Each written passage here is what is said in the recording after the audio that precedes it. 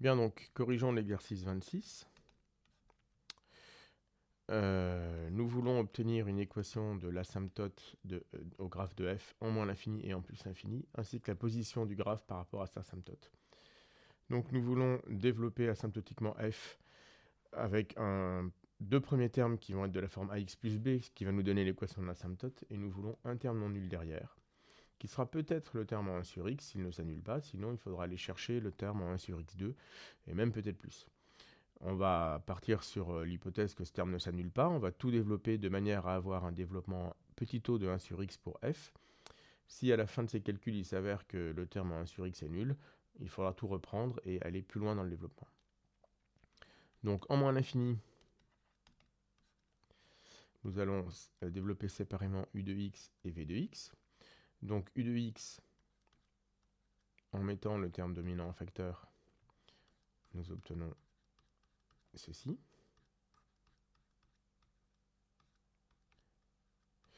Bon, la racine cubique de x cube, c'est toujours x, il n'y a pas de piège, c'est bien la racine cubique est une bijection de R dans R. Et nous allons développer toute la parenthèse. Alors la question c'est jusqu'à quel ordre? Sachant que f, nous le voulons avec un petit taux de 1 sur x, et qu'ici nous avons un x en facteur, eh bien nous allons chercher un développement en petit taux de 1 sur x carré. Après avoir multiplié par x, ça nous donnera bien un petit taux de 1 sur x. Le développement limité de 1 plus u puissance 1 tiers commence par 1, plus 1 tiers de toute la partie qui tend vers 0, donc ici moins 2 tiers sur x. Et le terme en x cube, nous ne le gardons pas puisqu'on veut un petit taux de 1 sur x2.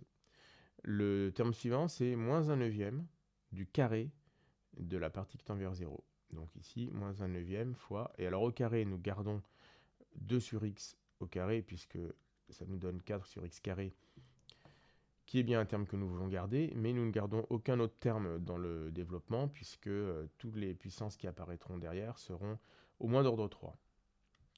Ce qui, après développement, nous donne x moins 2 tiers, moins 4 sur 9x, plus un petit taux de 1 sur x. Nous faisons la même chose pour v. Là aussi, on met en facteur le terme dominant. Donc racine de x carré, et sous la racine, nous allons avoir 1 plus 1 sur x, plus 1 sur x2.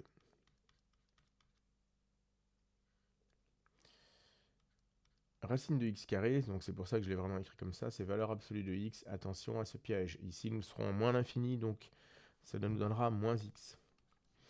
Et ici, nous allons développer, là encore, avec un petit taux de 1 sur x2, toute cette racine. Donc ici, moins x, facteur de 1, plus 1 demi de toute la partie qui tend vers 0, donc là, il va falloir cette fois-ci garder les deux termes. Moins 1 huitième du carré, et là, il n'y a que le terme en 1 sur x au carré, pas de terme supplémentaire.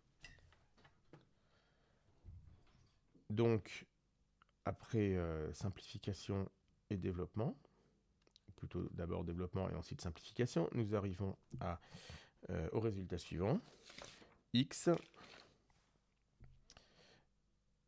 moins x plutôt, moins 1 demi, plus 3 huitièmes, enfin 3 sur 8x, plus un petit taux de 1 sur x.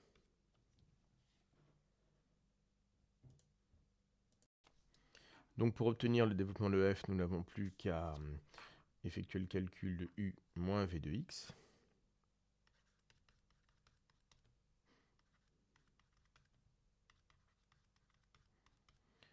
Ce qui va nous donner 2x moins 1 sixième,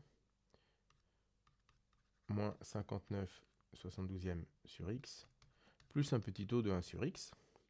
Nous avons ici l'équation de l'asymptote. Et ici, un terme qui va être strictement positif puisque x tend vers moins l'infini. Donc, le graphe de f se situe au-dessus de son asymptote. D'accord? En plus infini, le principe est le même. Mais cette fois-ci, racine de x2 est égale à plus x. Donc v de x est égal à x plus 1 demi moins 3 sur 8x plus petit O de 1 sur x. Donc f de x, c'est toujours u de x moins v de x, mais v de x cette fois-ci a changé de signe. Et après calcul, nous obtenons moins 7 sixièmes, moins 5 sur 72x, plus un petit O de 1 sur x. Voici l'équation de l'asymptote. C'est une droite horizontale.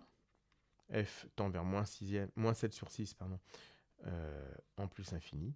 Et cette fois-ci, le terme suivant est strictement négatif, donc le graphe de f se situe sous son asymptote.